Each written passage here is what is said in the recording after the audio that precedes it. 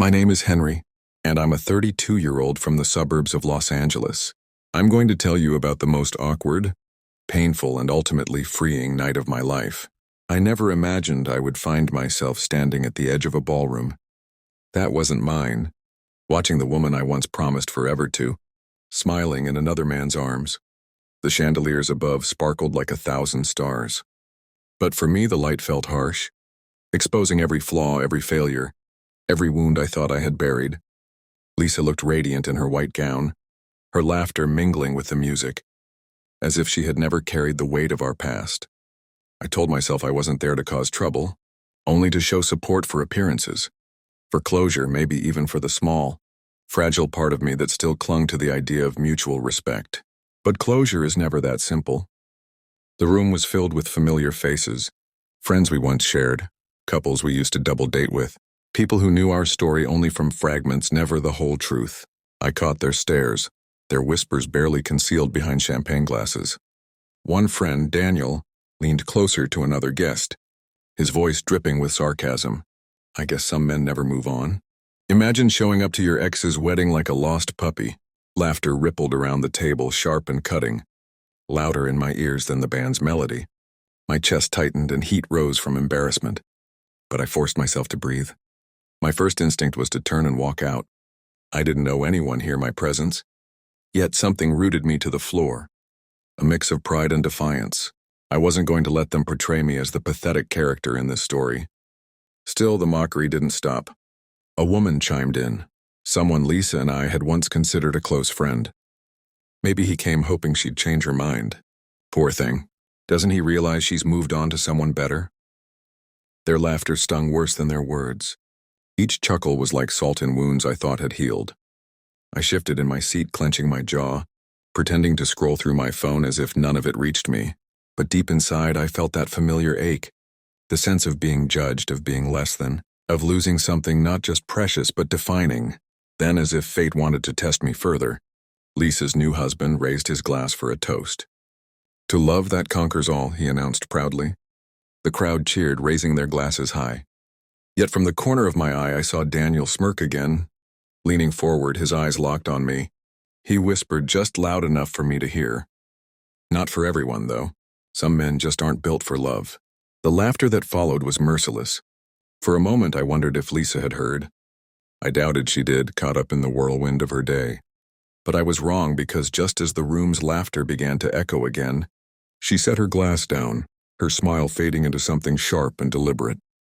Lisa's sudden silence cut through the noise like glass shattering. She turned her head, her eyes sweeping across the tables until they landed directly on me. For a moment I froze, caught in that familiar gaze that once held love, anger, forgiveness, and everything in between. The room fell quieter as people noticed her change in demeanor. Even Daniel, who had been smirking with pride, shifted uneasily in his seat. "Funny," she began, her voice steady yet carrying an edge that demanded attention. "How some people feel entitled to mock others, even when they don't know the full story." The laughter died instantly. Forks clinked nervously against plates, and the air thickened with tension. My stomach churned because I wasn't sure what she was about to say. Part of me feared humiliation. Another part hoped for some kind of acknowledgement.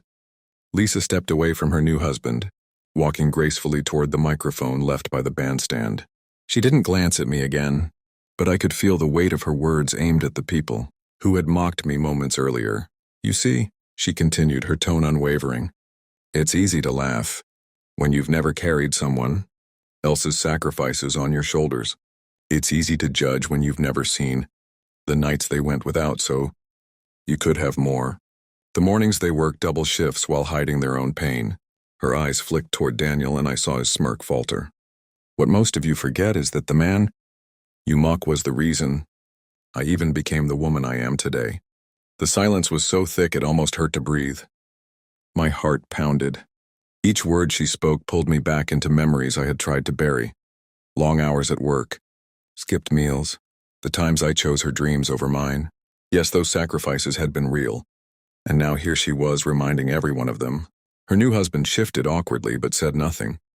This was her stage, and she wasn't about to let it slip.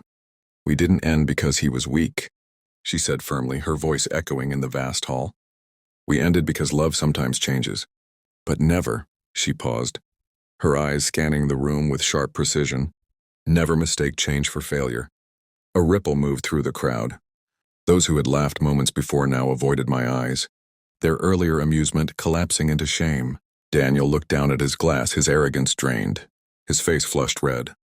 I sat frozen, my throat dry, unsure if I wanted to thank her or walk out. The woman I once loved had just defended me in front of everyone, shutting down the mockery in a way I never could.